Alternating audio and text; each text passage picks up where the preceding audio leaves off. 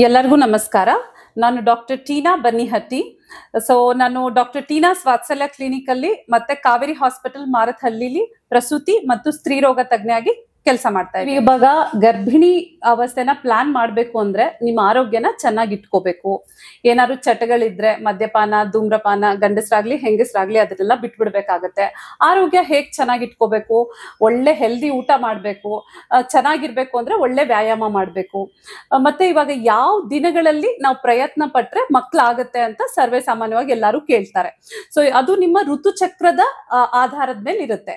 ಯಾವ ಮಹಿಳೆಗೆ ಇವಾಗ 28 ದಿನಕ್ಕೆ ಒಂದು ಬಾರಿ ಇವಾಗ ಪೀರಿಯಡ್ಸ್ ಬರುತ್ತೆ ಅಂತವ್ರಿಗೆ ಶಾರ್ಪ್ ಆಗಿ 14ನೇ ದಿನ ಎಗ್ ರಿಲೀಸ್ ಆಗುತ್ತೆ. ಆ ಟೈಮಲ್ಲಿ ನೀವು ಪ್ರಯತ್ನ ಪಡ್ಬೇಕಾಗತ್ತೆ. ಬಟ್ ನೋಡಿ, ಇವಾಗ ನಾವು ಯಾವುದೇ ಮಹಿಳೆ ಕೇಳಿ ಎಷ್ಟು ದಿನಕ್ಕೊಂದ್ಸಲ ನಿಂಗೆ ಪೀರಿಯಡ್ಸ್ ಬರುತ್ತಮ್ಮ ಅಂದ್ರೆ ಡಾಕ್ಟರ್ ಒಂದು 28-30 ದಿನಕ್ಕೆ ಬರುತ್ತೆ, ಕೆಲವೊಂದ್ಸಲ 1-2 ದಿನ ಲೇಟ್ ಆಗುತ್ತೆ, ಕೆಲವೊಂದ್ಸಲ ಬೇಗ ಬಂದ್ಬಿಡುತ್ತೆ ಅಂತೆಲ್ಲ ಹೇಳ್ತಾರೆ. ಅದಕ್ಕೆ ನಾವು ಸ್ವಲ್ಪ ಪ್ಲಸ್ ಮೈನಸ್ ಮಾಡ್ಕೊಂಡು ನಿಮ್ ಪೀರಿಯಡ್ಸ್ ಡೇಟ್ ಇಂದ ಕನ್ಸಿಡರ್ ಮಾಡಿ 10ರಿಂದ 20ನೇ ದಿನದವರೆಗೂ ನಾವು ಅದಕ್ಕೆ ಫಲವತ್ತಾದ ದಿನಗಳು ಅಥವಾ ಫರ್ಟೈಲ್ ವಿಂಡೋ ಅಂತ ಕರಿತೀವಿ. ಅದ್ರ ಅರ್ಥ ಏನಪ್ಪಾ ಅಂದ್ರೆ ಈ ದಿನಗಳಲ್ಲಿ ನೀವು ಸಂಭೋಗ ಕ್ರಿಯೆ ಮಾಡಿದ್ರೆ ಮಕ್ಕಳಾಗೋ ಚಾನ್ಸಸ್ ಜಾಸ್ತಿ ಇರುತ್ತೆ. ಮತ್ತೆ ಒಂದಿನ ಬಿಟ್ಟು ಒಂದಿನ ಜೊತೆಗಿದ್ರೆ ಗಂಡಸಿಗೂ ಜಾಸ್ತಿ ಸ್ಟ್ರೆಸ್ ಇರಲ್ಲ, ಮತ್ತೆ ವೀರ್ಯಾಣು ಕ್ವಾಲಿಟಿ ಕೂಡ ಚೆನ್ನಾಗಿರುತ್ತೆ. ಮತ್ತೆ ನೀವು ಸಂಭೋಗ ಕ್ರಿಯೆ ಆದ್ಮೇಲೆ ಸೊಂಟದ ಕೆಳಗಡೆ ಒಂದ್ ದಿಂಬ್ ಇಟ್ಕೋಬಹುದು, ಒಂದು 10-20 ನಿಮಿಷ ಆಗಿದ್ದು ಆಮೇಲೆ ನಿಮಗೆ ಯಾವ ತರ ಬೇಕೋ ಆ ತರ ಮಲ್ಕೋಬಹುದು. ಈಗ ತುಂಬಾ ಜನ ಹೆಣ್ಮಕ್ಳಿಗೆ ಇಮಿಡಿಯೇಟ್ಲಿ ಎದ್ದೋಗ್ಬಿಡ್ಬೇಕು, ತೊಳ್ಕೊಬೇಕು ಅಂತೆಲ್ಲ ಇರ್ತಾರೆ. ಸ್ವಲ್ಪ ಅದನ್ನೆಲ್ಲ ಅವಾಯ್ಡ್ ಮಾಡ್ಬೇಕಾಗತ್ತೆ, ಯಾಕಂದ್ರೆ ನೀವು ಮಕ್ಕಳಿಗೆ ಪ್ರಯತ್ನ ಪಡ್ತಾ ಇರ್ತೀರಲ್ವಾ. ಈ ತರ ನೀವು ಪ್ರಯತ್ನ ಮಾಡೋದ್ರಿಂದ ಮಕ್ಕಳಾಗೋ ಚಾನ್ಸಸ್ ಜಾಸ್ತಿ ಇರುತ್ತೆ. ಇನ್ನು ಸ್ವಲ್ಪ ಹೆಣ್ಮಕ್ಳು ಇರ್ತಾರೆ, ಅವರು ಪೀರಿಯಡ್ಸ್ ತುಂಬಾ ಇರ್ರೆಗ್ಯುಲರ್ ಆಗಿರುತ್ತೆ, ಸರಿಗ್ ಬರೋದೇ ಇಲ್ಲ. ಈಗ 15 ದಿನಕ್ಕೊಮ್ಮೆ ಬಂದ್ಬಿಡುತ್ತೆ, ಅಥವಾ 35-40 ದಿನ ಆದ್ರೂ ಬರಲ್ಲ, 2-3 ತಿಂಗಳಾದ್ರೂ ಬರಲ್ಲ. ಅಂತವ್ರಿಗೆ ಈ ತರ ನಾರ್ಮಲ್ ಆಗಿ ಟ್ರೈ ಮಾಡೋದು, ಈ ವಿಂಡೋ ಫರ್ಟೈಲ್ ವಿಂಡೋನ ಫಾಲೋ ಮಾಡೋದು ಕಷ್ಟ ಆಗುತ್ತೆ.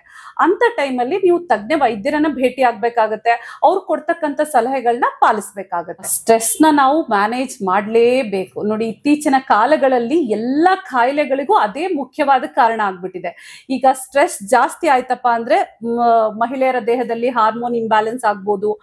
ಸ್ಟ್ರೆಸ್ ಜಾಸ್ತಿ ಆದ್ರೆ ಕೆಲವೊಬ್ರು ಜಾಸ್ತಿ ತಿಂದ್ಬಿಡ್ತಾರೆ, ಯಾರು ವ್ಯಾಯಾಮ ಮಾಡಲ್ಲ, ಕೂತಲ್ಲೇ ಏನೋ ಒಂದ್ ನೆಟ್ಫ್ಲಿಕ್ಸ್ ಸೀರೀಸ್ ನೋಡ್ಬಿಡ್ತಾರೆ, ಇನ್ನೊಂದೇನೋ ಮಾಡ್ತಾರೆ. ಅದೆಲ್ಲದರ ಕಾರಣವಾಗಿ ತೂಕ ಜಾಸ್ತಿ ಆಗ್ಬಿಡುತ್ತೆ. ಇವಾಗ ತೂಕ ಜಾಸ್ತಿ ಆದ್ರೆ ಪೀರಿಯಡ್ಸ್ ಎಲ್ಲ ಇರ್ರೆಗ್ಯುಲರ್ ಆಗ್ಬಿಡುತ್ತೆ. ತೂಕ ಜಾಸ್ತಿ ಆಗಿಲ್ಲ ಅಂದ್ರೂ ಕೂಡ ಯಾರೋ ತುಂಬಾ ಸ್ಟ್ರೆಸ್ ತಗೊಂಡು ಏನೋ ಚಿಂತೆ ಮಾಡ್ತಾ ಇದ್ದಾರೆ, ಇಲ್ಲ ಅವರು ಕೆಲಸದಲ್ಲಿ ತುಂಬಾ ಒತ್ತಡ ಇದೆ ಅಂದ್ರೂ ಕೂಡ ಪೀರಿಯಡ್ಸ್ ಇರ್ರೆಗ್ಯುಲರ್ ಆಗೋ ಚಾನ್ಸಸ್ ಇರುತ್ತೆ. ಇವಾಗ ಸ್ಟ್ರೆಸ್ ಹೋಗ್ಬೇಕು ಅಂದ್ರೆ ನೋಡಿ, ನಾನಂತೂ ಪೇಷಂಟ್ಸ್ ಹೇಳ್ತೀನಿ, you are the heroine of your life. You should know how well to manage your life ಅಂತ ಹೇಳ್ಬಿಟ್ಟು. ಅಂದ್ರೆ ಇವಾಗ ಅವ್ರಿಗೆ ಗೊತ್ತಿರ್ಬೇಕು ನಮ್ ಕೆಲಸದಲ್ಲಿ ನಾನು ಏನೆಲ್ಲ ಮಾಡಿದ್ರೆ ಸ್ಟ್ರೆಸ್ ಕಡಿಮೆ ಆಗ್ಬೋದು ಅಂತ ಹೇಳ್ಬಿಟ್ಟು. ವ್ಯಾಯಾಮ ಮಾಡ್ಬೋದು, ಮೆಡಿಟೇಷನ್ ಮಾಡ್ಬೋದು, ಅಥವಾ ಅವ್ರು ಮಾಡ್ತಕ್ಕಂಥ ಕಾರ್ಯವೈಖರಿನ ಬದಲಿಸ್ಕೋಬಹುದು. ಇಲ್ಲ ನನ್ನ ಕೆಲಸದಲ್ಲಿ ಸ್ಟ್ರೆಸ್ ತಡೆಯಕ್ಕೆ ಆಗಲ್ಲ ಅಂದ ಪಕ್ಷದಲ್ಲಿ ಅವ್ರ ಕೆಲಸನ ಕೂಡ ಚೇಂಜ್ ಮಾಡ್ಬೋದು. ಈ ಬೆಂಗಳೂರು ಅಂತ ಊರಲ್ಲಿ ಇವಾಗ ವೈಟ್ ಫೀಲ್ಡ್ ಅಲ್ಲಿ ಇಟ್ಕೊಂಡು ಎಲೆಕ್ಟ್ರಾನಿಕ್ ಸಿಟಿ ಕೆಲ್ಸಕ್ಕೆ ಹೋಗ್ತಿರ್ತಾರೆ. ಅಂತವ್ರು ಸ್ವಲ್ಪ ಅವ್ರ ಕೆಲಸ ಮಾಡೋ ಜಾಗನ ಚೇಂಜ್ ಮಾಡ್ಕೋಬಹುದು. ಅವ್ರ ಟ್ರಾವೆಲಿಂಗ್ ಟೈಮ್ ಉಳಿದ್ರೆ ಅದೇ ಟೈಪ್ ಅಲ್ಲಿ ಬೇರೆ ಆಕ್ಟಿವಿಟೀಸ್, ಈಗ ವ್ಯಾಯಾಮ ಇರ್ಬೋದು, ಅಥವಾ ಬೇರೆ ಏನೋ ಮೆಡಿಟೇಷನ್ ಇರ್ಬೋದು, ಅಥವಾ ಕೆಲವೊಬ್ರು ಹೇಳ್ತಾರೆ ಈ ಒತ್ತಡ ಟೈಮ್ ಅಲ್ಲಿ ನಮ್ಗೆ ಸೆಕ್ಸ್ ಮಾಡಕ್ ಕೂಡ ಟೈಮ್ ಆಗಲ್ಲ ಡಾಕ್ಟ್ರೆ, ಅಷ್ಟೊಂದು ಓಡಾಡ್ತಿರ್ತೀವಿ ಅಂತ. ಅದಕ್ಕೆ ನಾನು ಹೇಳೋದು, you are the heroine of your life. ನೀವೇ ನಿಮ್ದು ಅರ್ಥ ಮಾಡ್ಕೋಬೇಕು, ಹೇಗೆ ನಾನು ಟೈಮ್ ಒದಗಿಸ್ಕೊಳ್ಬೇಕು ಅದಕ್ಕೆಲ್ಲ ಅಂತೇಳಿ. ಇವಾಗ ನೋಡಿ, ಮಗು ಪ್ಲಾನ್ ಮಾಡುವಾಗ್ಲೇ ಸ್ಟ್ರೆಸ್ಸು, ನನ್ನ ಹತ್ರ ಟೈಮ್ ಇಲ್ಲ ಅಂದ್ರೆ ಮಗು ಹುಟ್ಟಿದ್ಮೇಲೆ ಏನ್ ಮಾಡಕ್ಕಾಗತ್ತೆ? ಇಲ್ಲ, ಮಗು ಕಕ್ಕ ಮಾಡಿದ್ರೆ ಇರಪ್ಪ ನಂಗೆ ಸ್ಟ್ರೆಸ್ ಇದೆ ಅಂತ ಹೇಳಕ್ಕಾಗತ್ತಾ? ಇಲ್ಲ ತಾನೆ. ಅದನ್ನ ನೀವು ಟೈಮ್ ಹೊಂದಿಸ್ಕೋಬೇಕು. ಬೇಕು ಅಂದ್ರೆ ನಾವ್ ಯಾವ ತರ ಬೇಕಾದ್ರೂ ಟೈಮ್ ಹೊಂದಿಸ್ಕೋಬಹುದು. ಒತ್ತಡ ಹೋಗಕ್ಕೆ ಒಳ್ಳೆ ಮಾರ್ಗ ಅಂದ್ರೆ ಮೆಡಿಟೇಷನ್ ಮಾಡ್ಬೋದು, ಸ್ವಲ್ಪ ಫಿಸಿಕಲ್ ಆಕ್ಟಿವಿಟಿ ಮಾಡ್ಬೇಕು, ಮತ್ತೆ ನಮಗ್ ನಾವು ಟೈಮ್ ಮಾಡ್ಕೊಳ್ಳೇಬೇಕು. ಇನ್ನು ಸಿಂಪಲ್ ಆಗಿ ಹೇಳ್ಬೇಕಂದ್ರೆ ಸದ್ಗುರುಗಳ ಆಪ್ ಅಲ್ಲಿ ನಮ್ಗೆ ಈಶಕ್ರಿಯೆ ಅಂತ ಸಿಗುತ್ತೆ. ಹೋಗ್ಲಿ, ಆಪ್ ಬೇಡ ಅಂದ್ರೆ ನಿಮ್ಗೆ ಬರೀ ಯೂಟ್ಯೂಬ್ ಅಲ್ಲಿ ನೋಡಿದ್ರೆ ಈಶಾ ಮೆಡಿಟೇಷನ್, ಈಶಕ್ರಿಯೆ ಅಂದ್ರೆ ಸಿಗುತ್ತೆ.